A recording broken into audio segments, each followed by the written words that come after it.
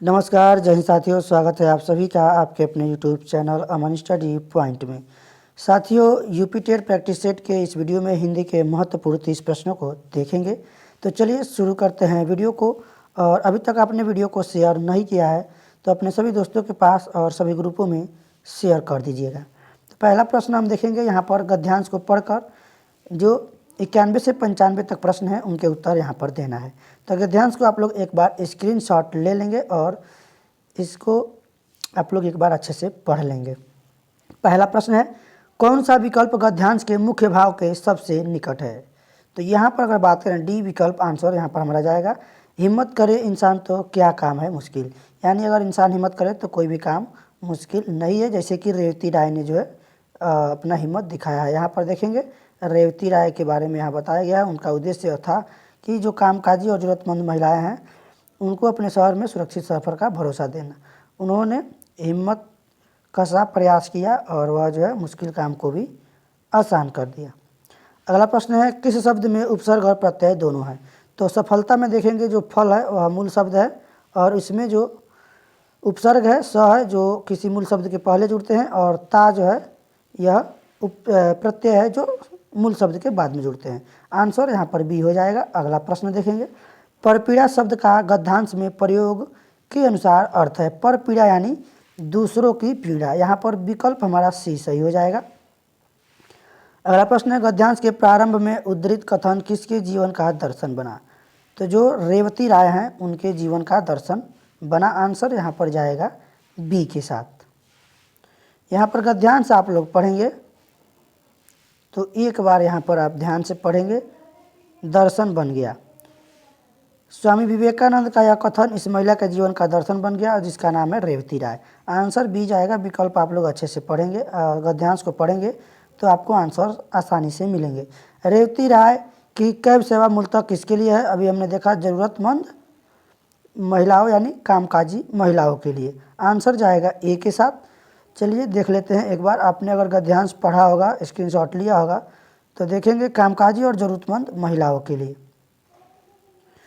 तो यहाँ पर हमारा आंसर है।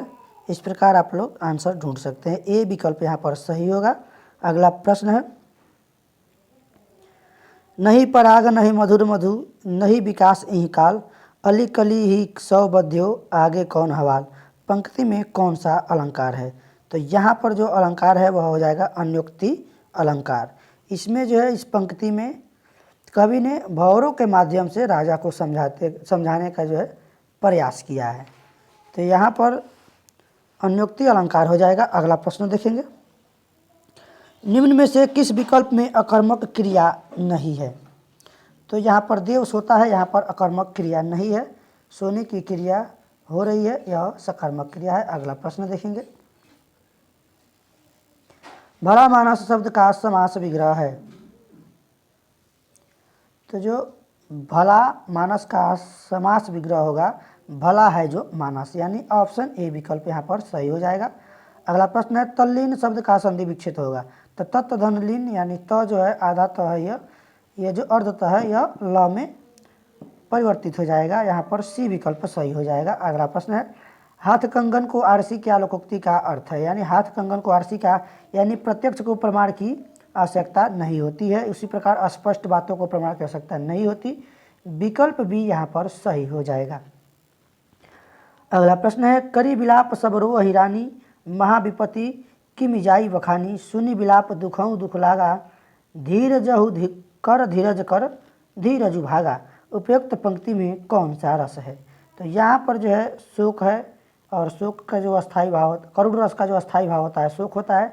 विकल्प भी यहाँ पर हमारा सही हो जाएगा। इसका जो अस्थाई भाव है करुण रस का शोक होता है, ये भी आप लोग याद रखेंगे। मीठा मोद मन भय मलिन शब्द में कौन सा अलंकार है? तो यहाँ पर म वर्ड की आवृत्ति बार बार हो रही है और जहाँ पर वर्डों की आवृत्ति बार बार होती है वहाँ अनुप्रास अलंकार होता है। आंसर जाएगा ए के साथ। अगला प्रश्न है, निम्न विकल्पों में से कौन सा जातिवाचक शब्द संज्ञा नहीं है? फल में बहुत सारे फल आ जाएंगे, आम अंगूर संतरा। फूल में बहुत सारे फूल आ जाएंगे और पेड़ की बात करें तो पेड़ में भी बहुत से पेड़ आ जाएंगे, आम का पेड़, नीम का पेड़। अगर बात करें जातिवाचक, ये सभी जातिवाचक संज्ञा शब्द हैं, जबकि जो सुंदर शब्द है जातिवाचक संज्ञा नहीं है। डी विकल्प इस प्रश्न का राइट आंसर हो जाएगा। साधु शब्द का स्त्रीलिंग क्या है? साधु का जो होगा स्त्रीलिंग साध्वी हो जाएगा, ऑप्शन बी सही हो जाएगा। अगला प्रश्न है, निम्न में से किस विभक्ति चिन्ह का प्रयोग संबोधन कारक में होता है? तो संबोधन कारक में होता है हे अरे, हे राम, हे रामा, हे रामा, हे रामा। तो ये होता है संबोधन कारक, ऑप्शन बी यहाँ पर सही हो जाएगा। अगला प्रश्न, निम्न में से कौन सा मध्यम पुरुषवाचक सर्वनाम का बहुवचन है? तो यहाँ पर अगर बात करें मध्यम पुरुषवाचक सर्वनाम का बहुवचन पूछा गया है। आंसर हम जाएंगे यहाँ पर ए के साथ, तुझे। यह जो है मध्यम पुरुषवाचक सर्वनाम का बहुवचन है, तुझे। अगला प्रश्न है, उच्च प्राथमिक स्तर पर मुहावरे लोकोक्तियों के शिक्षण के संबंध में आपके लिए सर्वाधिक महत्वपूर्ण है? मुहावरे लोकोक्तियों के वाक्यों का प्रयोग करना। अगर यहाँ पर आंसर की बात करें, सबसे सटीक आंसर जाएगा संदर्भानुसार मुहावरे लोकोक्तियों के प्रयोगों को समझना और उनका प्रयोग करना। यहाँ पर सी विकल्प सही हो जाएगा। अगला प्रश्न देखेंगे, निम्नलिखित में से कौन सा प्रश्न संदर्भ में व्याकरण शिक्षण को पुष्ट करता है? आंसर जाएगा यहाँ पर डी के साथ, घर घर आपकी ही चर्चा है। वाक्य में घर शब्द की पुनरावृत्ति से अर्थ पर क्या प्रभाव पड़ता है? यहाँ पर डी विकल्प सही हो जाएगा। अगला प्रश्न है, तीव्रतर विशेषण की किस अवस्था के अंतर्गत आता है? तो जो तीव्रतर है यहाँ पर यह आता है उत्तरावस्था के अंतर्गत, ऑप्शन यहाँ पर सी के साथ जाएगा। अगला प्रश्न देखेंगे, हरीश ने परीक्षा उत्तीर्ण की में कौन सा काल है? तो वर्तमान, भूत और भविष्य 3 काल होते हैं। यह परीक्षा उत्तीर्ण कर चुका है, यानी भूत में जाएंगे, भूतकाल। यहाँ पर ऑप्शन ए सही हो जाएगा। अगला प्रश्न है, लक्ष्मी द्वारा पता लगाया गया में कौन सा वाच्य है? लक्ष्मी द्वारा पता लगाया गया, तो यहाँ पर द्वारा आया है बाई, जिसे हम लोग पैसिव वॉइस में वॉइस वाच्य पढ़े हैं, जिसमें कृतवाच कर्मवाच होता है, और इसमें हिंदी में भाववाच्य भी होता है। तो इसके हिसाब से अगर हम आंसर की बात करें तो यहाँ पर कर्मवाच्य है, लक्ष्मी के द्वारा पता लगाया गया। तो ये है बी विकल्प हमारा सही हो जाएगा। अगला प्रश्न है, चौराहा शब्द का समास विग्रह है। तो जो संख्यावाची शब्द होते हैं वह आते हैं द्विगु समास के अंतर्गत। यहाँ पर ऑप्शन सी सही हो जाएगा, द्विगु समास। अगला प्रश्न है, मनोधन अनुकूल की संधि है। आंसर लगाएंगे यहाँ पर बी के साथ, मनोकूल। यहाँ पर विसर्ग संधि है, ऑप्शन बी सही हो जाएगा। अगला प्रश्न देखेंगे, मनो अनुकूल की संधि, हमने यह प्रश्न देख लिया। अगला प्रश्न है, भाषा शिक्षण की किस विधि में मातृभाषा को मध्यस्थ नहीं रखा जाता है? तो जो प्रत्यक्ष विधि है इसमें भाषा शिक्षण की विधि को, मातृभाषा को मध्यस्थ नहीं रखा जाता है। डी विकल्प यहाँ पर सही हो जाएगा। अगला प्रश्न है, भाषा शिक्षण के संदर्भ में किस शिक्षक के लिए सर्वाधिक महत्वपूर्ण है? किसी शिक्षक के लिए सबसे महत्वपूर्ण क्या है? तो वह हो जाएगा भाषा प्रयोग के अधिक अवसर प्रदान करना। आंसर यहाँ पर लगाएंगे बी के साथ। अगला प्रश्न है, लापता शब्द में किस शब्द के उपसर्ग का प्रयोग किया गया है? तो लापता जो शब्द है इसमें किस शब्द के उपसर्ग का प्रयोग किया गया है? भाषा। भाषा पूछा गया है, अंग्रेजी, हिंदी, संस्कृत या फिर अरबी फारसी। तो यहाँ पर जो प्रयोग किया गया है लापता शब्द में, अरबी फारसी के उपसर्ग ला, जो ला है यह अरबी फारसी का शब्द है। आंसर यहाँ पर हमारा जाएगा डी के साथ। गले मढ़ना मुहावरे का अर्थ क्या है? गले मढ़ने का अर्थ होता है जबरदस्ती किसी काम को किसी के ऊपर सौंप देना, यानी सी विकल्प यहाँ पर सही हो जाएगा।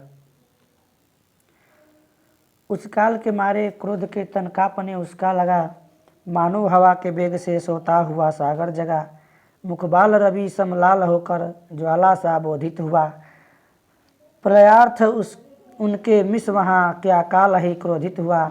उपयुक्त पंक्ति में कौन सा रस है? तो यहाँ पर जो रस है वह है अद्भुत रस। यहाँ पर विकल्प हमारा सही हो जाएगा सी। यहाँ पर जो पंक्ति है इसमें रौद्र रस है। यहाँ पर अगर रौद्र रस की बात करें तो रौद्र रस ए में दिया गया है, आंसर सी नहीं होगा, जो कि हमारा जो है ए सही हो जाएगा। रौद्र रस, आंखें लाल है यानी रौद्र रूप दिखा रहा है। सीधी चलते राह जो रहते सदा निशंक, जो करते विप्लव उन्हें हरि का है आतंक। प्रस्तुत पंक्ति में कौन सा अलंकार है? तो यहाँ पर जो है मानवीकरण अलंकार है। इसमें पंक्ति में हरि शब्द के जो अर्थ हैं ईश्वर तथा बंदर, यानी जब एक ही शब्द के एक से अधिक अर्थ हो तो वहाँ पर श्लेष अलंकार होता है। तो श्लेष में यह मानवीकरण अलंकार है। अगला प्रश्न देखेंगे। आखिरी प्रश्न इस वीडियो का, भाषा के सभी रूपों में से किस शब्द का सबसे अधिक प्रयोग किया जाता है? तो सबसे अधिक जो भाषा प्रयोग किया जाता है वह मौखिक भाषा, यानी हम कहीं भी बोलते बात करते कहीं भी विचारों का आदान प्रदान करते हैं तो अधिक से अधिक मौखिक भाषा का प्रयोग करते हैं। आंसर जाएगा सी के साथ। तो आज के वीडियो में बस इतना ही। वीडियो कैसा लगा कमेंट बॉक्स में ज़रूर बताएं, और वीडियो पसंद आया हो तो वीडियो को लाइक और शेयर कर दें, और चैनल पर पहली बार हैं तो चैनल को सब्सक्राइब कर दें। धन्यवाद। जय हिंद।